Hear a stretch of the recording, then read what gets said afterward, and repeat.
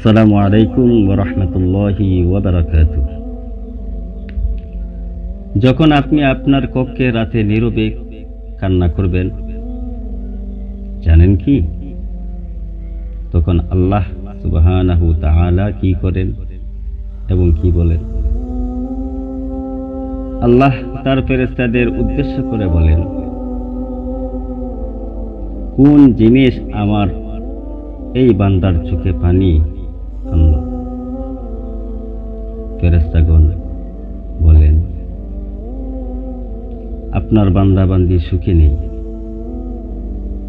আপনার বান্দাবান্দি দীর্ঘ সময় যাবৎ হাসেনি।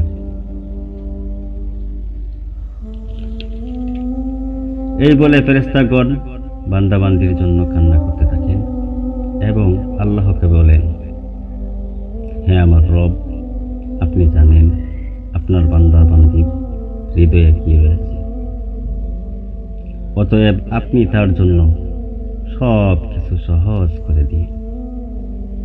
আল্লাহ বলেন, আমার এই বান্দা বান্দি এমন কিছু তার জীবন থেকে হারিয়ে ফেলেছে যা সে অধিক পরিমাণে ভালোবেসেছিল।